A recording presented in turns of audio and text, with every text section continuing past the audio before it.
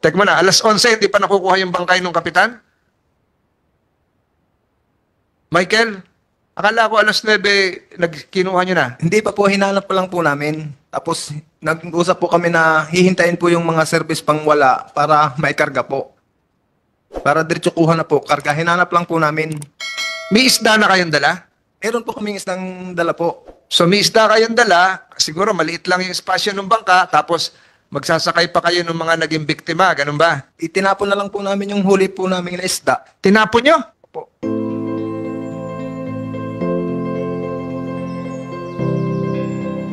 Matanong ko si Johnny Manlolo, nung nangyari yung banggaan, nasaan kayo no? Nasaan kayo? Nandun ka sa mga maliliit na bangka o naiwan ka dun sa Dirin?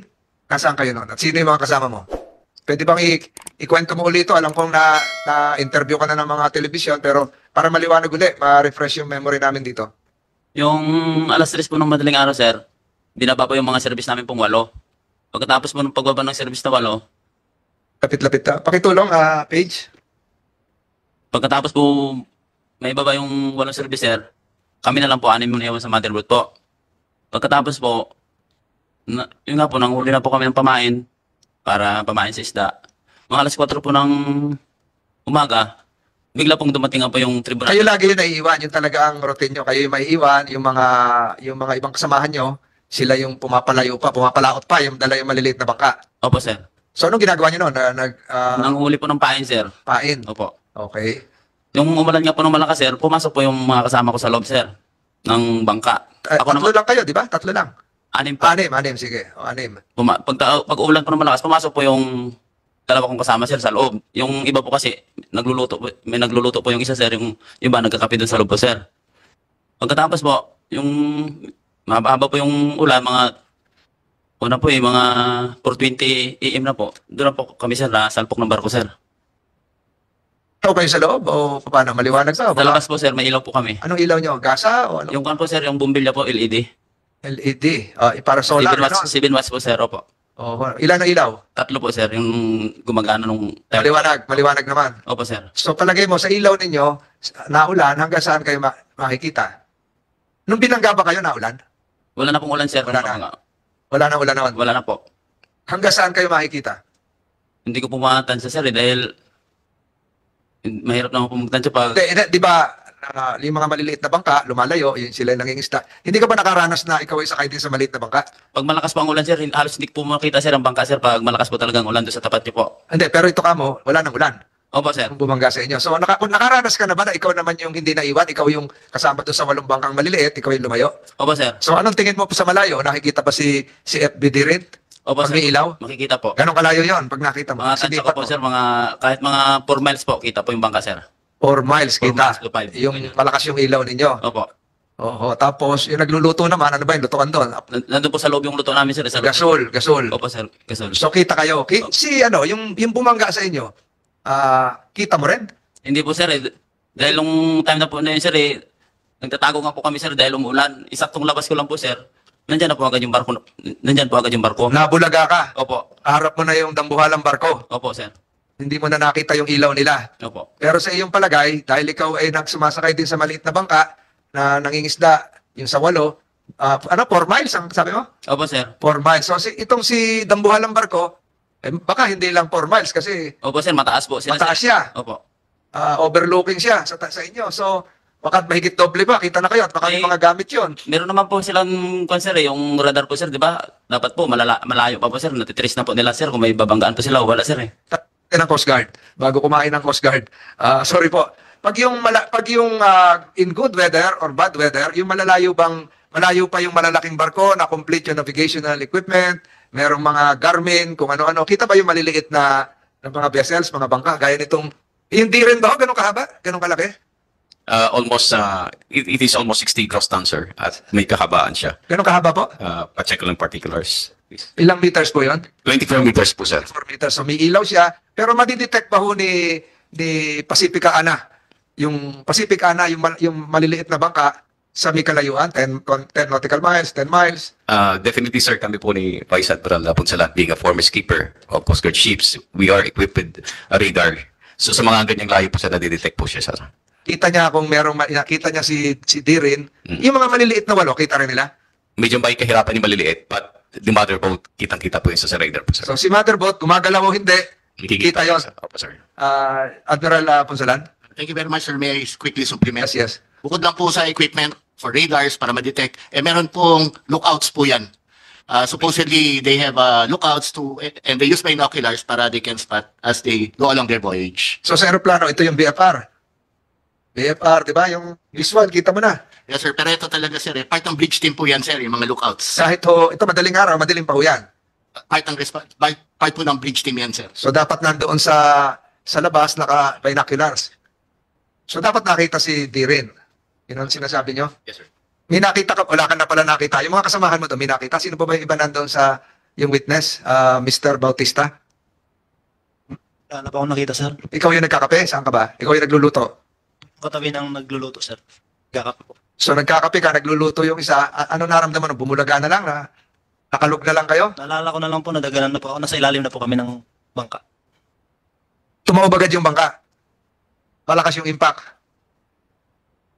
So tapon yung kape mo. Siyempre, nagkakape ka. Di talsikan lahat yun.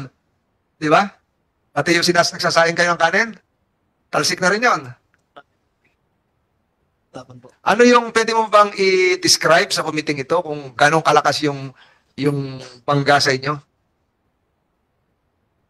Gano'ng kalakas yung... Nakatigil kayo, di ba? Nakatigil kayo, gumagalaw yung isa. Saan kayo tinamaan? Sa tagiliran? Sa harapan ng Dirin? Saan? Saan ang tama sa inyo? Sa Right side po ng Dirin, Senator. kanan? Kaliwa? Right side po, kanan. Right side, anong tawag doon? Sa kanan? Starboard side, sir. Starboard side, so kanan. Ang bumangga sa inyo, yung muso talaga nung yung ng Pacific, malaki yon. So anong pakiramdam noon pag yung unang bangga? Is po pangyayari, Senator. Biglaan po talaga, mabilis po. Seconds lang, talsik kayo, taob ka agad Seconds na lang po, taob na po yung bangka. tumaob agad yung bangka, tapos yung mga kasamahan mo, yung 6 kayo di ba? So, naghiwa-hiwalay na kayo. Talsikan kayo sa dagat o nasa loob pa kayo ng bangka, ng vapor? Nakasisid po ako, Senator. Nasa loob po ako pero nakasisid lang po ako palabas. Nakalabas ka. Eh, yung 5, Si yan yung manlulupon nasa bandang uli kaya nakatalon po siya. No? talon siya sa labas.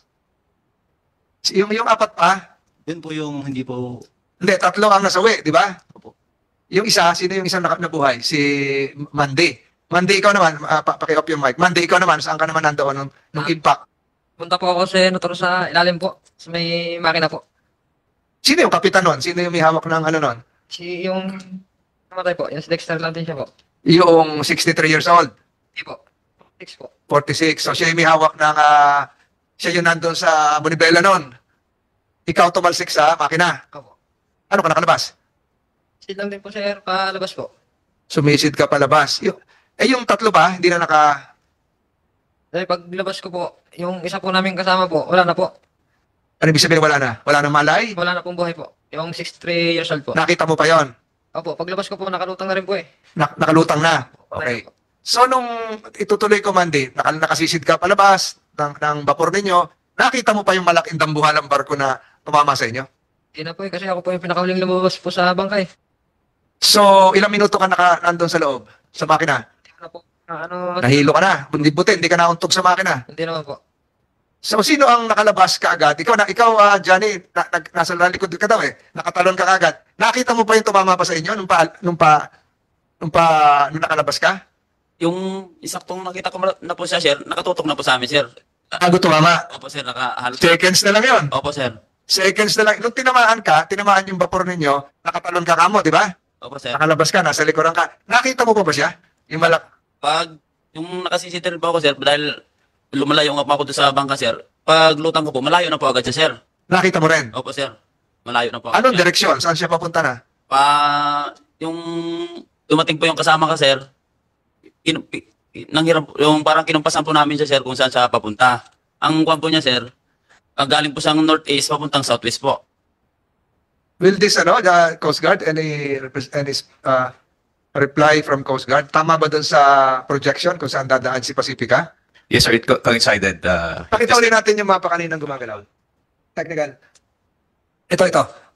ito ho yun, si, ano sabi mo, north, Galing po siyang northeast papuntang southwest po. bakit may compass ka sa bulsa? Hindi po, yung natandaan na lang po namin kasi sir, nung time po na yun, bago kami nabangga, nakaharap po kami sir, nung northeast. So, head-on collision, ano nangyari? Yes, sir, pagkabangga, tapos mo nang bangga sa amin sir, pumaling na po kami sir, lumipat po. Nagbago po ang direksyon ng agos sir, kaya nalito na po ako sir. Kaya po, nung time na yun sir, tinanong ko po namin yung kasama na yun sir na dahil dumaan rin po sa gilid ng payo na pinuntahan nila sir eh. Yung barko na po na yun. So, nakita, pero ikaw mismo, yung tanong ko kayo, nakita mo ba nung, pagkatapos kayong tinamaan, nakita mo ba na tumakbo na ito, nawala na itong si Pacific Ana? Opo sir. Ano nakita mo, yung likuran? O yung Likuran na lang tagiliran? po. Dalawa po kami nakakita. Inilawan niya pa nga po yung likuran sir eh. Titingnan po sana namin yung kwan eh. Hindi na po maabot talaga ng Inilawan ni remark sir. Raymark. Paano, pinlashlight mo? Slide po, Senator. Pinlashlight mo yung likuran, may flashlight ka. Ayaw na po, hindi na po inabot ng liwanag. Pero nakita mo siyang tumatalilis, mabilis, maalis, di ba? May tao sa taas? Kasi, Senador, kasi mataas po eh. Mataas yun. Saka madilim Hindi, habang malayo na, wala kayo, umiilaw pa siya, nakita kayo sa likuran. Kung sa kotse, backlight, taillight, Meron po. umiilaw pa. Ay, wala na kasi nakataob na kayo, di ba? Opo. So nakita nyo pa, nagbinor, Tuloy po. hindi na nagbinor, hindi tumigil para magpadala ng rescue. Sa inyong palagay, nalaman kaya na kayo ay binangga? Tingin ko po, hindi po sa late namin, Senador. Hindi naman kayo nagsigawan na nagkukumpas-kumpas, gano'n, lumihiyaw. Kahit sisigaw po kami, sir, matagal pa po namatay yung makina namin, Senador. Kaya hindi rin po kami marinig. Umandar uli. Paandar pa po bago namatay na. Umaandar pa. So, dapat yun, naririnig pa. Kasi, tama ba yun, Raymark? Umaandar pa yung makina. Nasa makina ka, di ba? So, umaandar pa yung makina kahit nabangga na kayo. Sabi mo, pagtaob, namatay. So, walang posibilidad na nakita kayo nung nabangga kayo. Wala po kasi, mataas po sila, tapos malayo na po sila, hindi na po kami nakita. Hindi na kayo nakita. Opo. Yung mga kasamahan, yung 8, na 8 bangka, may nakakita? Pwede ba tayong tumawag ng kahit dalawang committee secretary, kahit dalawang yung survivor?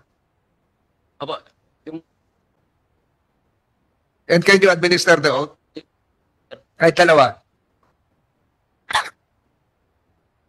Kayo yung sakay ng maliliit na bangka na wala doon. Kayo yung kasama doon sa 8 bangka. Teka, bago kayo magsalita, kunin lang yung pangalan at Secretary, can you administer the oath? Pakitayo at taasan yung kanang kamay.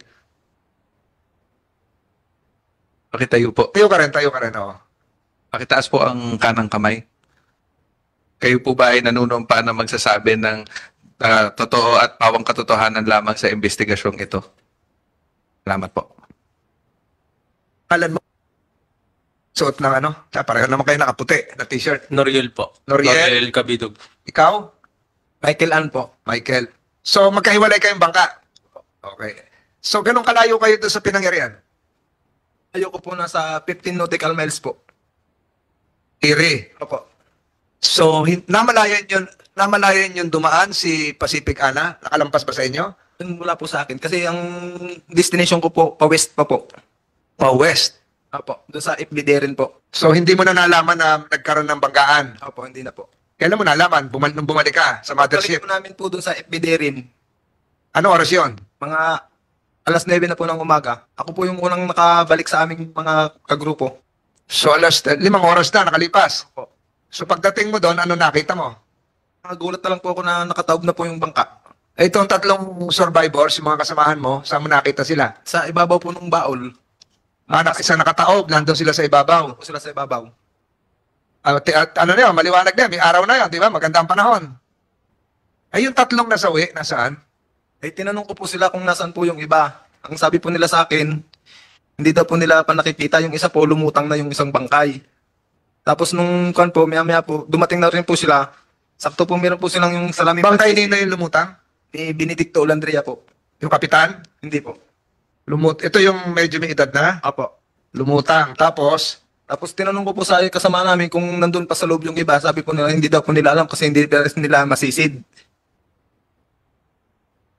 paano? Nung dumating din po to, meron po silang salamin na pansisid. Ibang bangka naman yan. O, ibang service. Ano ba yung salamin ng pansisi? Google? Ganon?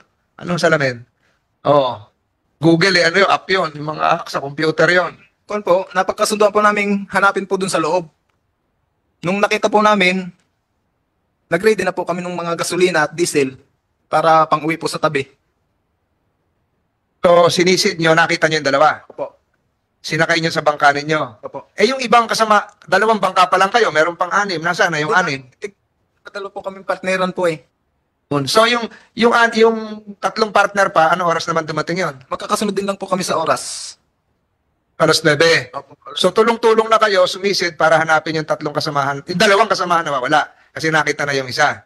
Opo. Sa inyong pagtatanong doon sa mga kasamahan nyo, may nakakita doon sa barkong Dambuhalang Pula? Yung tinanong ko din po, yung sabi po nila, hindi na nga daw po na-plasletan ng parat malayo na po. Eh, may nakakita? Sa mga kasamahan po namin. Oo.